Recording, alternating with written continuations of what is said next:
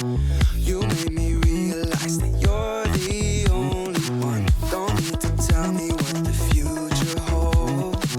Oh, I'll be fine, 'cause we'll be laying in the sun. So you can let your hair down. I'll hide all of your worries away, and we don't have to go now.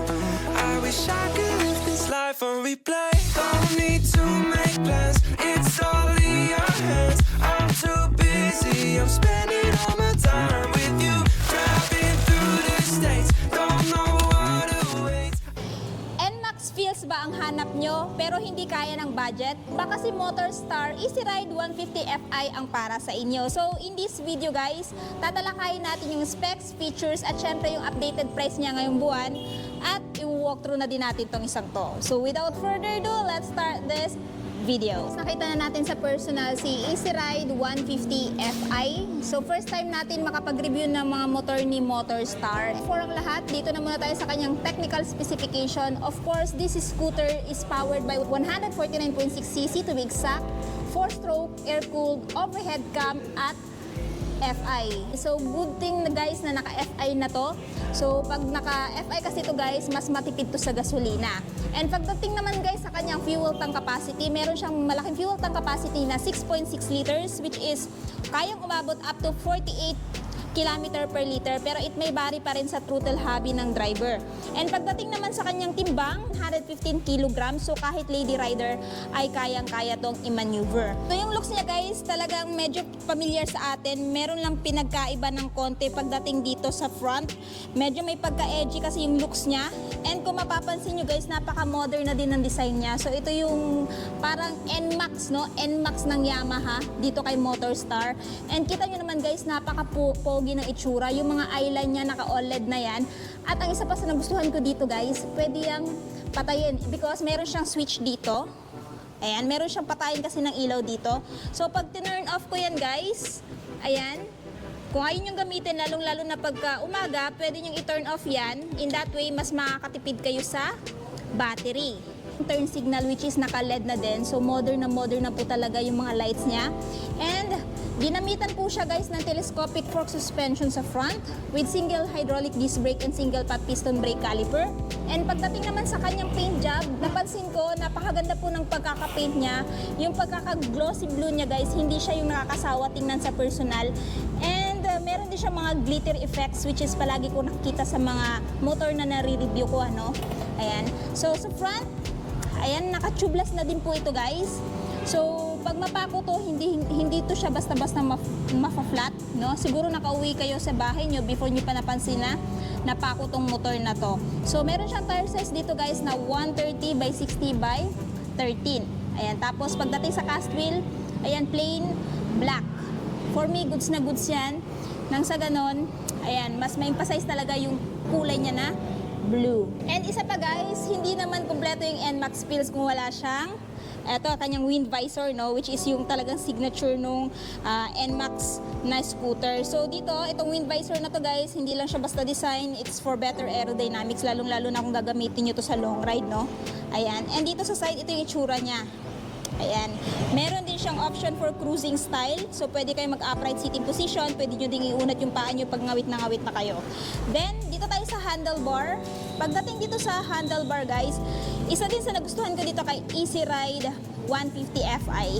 Pagdating dito sa mga switches niya, may ilaw na. So, pagkagabi, hindi na kayo parang bulag, no? Na, alam nyo na, pipindot sa mga buttons and switches dito kasi meron na siyang lights. Yung sa akin kay Click, nag-upgrade pa talaga ako ng domino tie switch para lang magkaroon ng light. Pero pag binili nyo to si Easy Ride 150, ayan, talagang meron na siyang kasamang lights dito sa kanyang switches. Stock na to niya. So, meron siyang kill switch off, activated, patayan ng ilaw of course. Meron din patayan ng ilaw dito sa switches guys, ayan. Kung gusto nyo makatipid ng baterya. Tapos, yung electric start, sa left side, nandito yung kanyang high beam, low beam, turn signal switch off, horn. O, diba? Tapos, meron din siyang pass light. Ayan, guys. Pagdating naman dito sa dashboard, same din. Tapos, naka-inverted na, which is black yung kulay. And white naman yung mga numbers. So, meron siyang speedometer. time, fuel gauge, ayan, odometer, at meron siyang dalawang buttons dito guys na mapipindot if ever gusto nyo mag-change ng information dito sa dashboard. So, dito guys, ayan, trip, at saka odo. Tapos, kung mag-set kayo ng time guys, pipindutin nyo itong dalawang buttons na to. Ayan, so turn signal indicator, ayan, tapos pwede mo nang i-off. Meron ding indicator dito guys sa inyong fuel. Pagdating dito sa kanyang handlebar, ayan guys, ito yung kanyang itsura. Nice. And dito, napansin ko lang din guys, meron na din siyang dalawang front pocket. So dito sa isa is malalim na, no? Ayan, pwede kayo maglagay dito kahit 4 na cellphone kasi medyo malaki yung kanyang front pocket dito sa left side.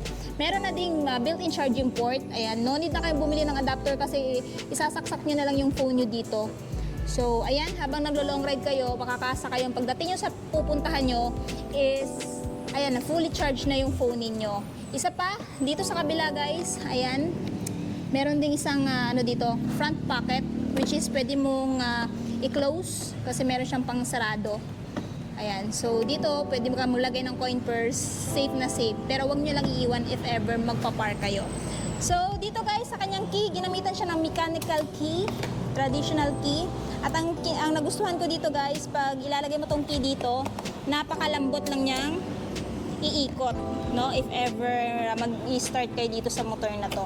So meron siyang dalawang buttons dito guys. Sa fuel, check natin. Ito yung sa fuel. Ayun! Pagdating sa fuel niya guys, ayan, napakaganda nung mechanism na nilagay dito, napaka-responsive. Tapos ito naman yung sa seat, if ever gusto nyo buksan yung seat. So sa seat, check natin ang under seat. Ayan, meron na din siyang malaking under seat guys.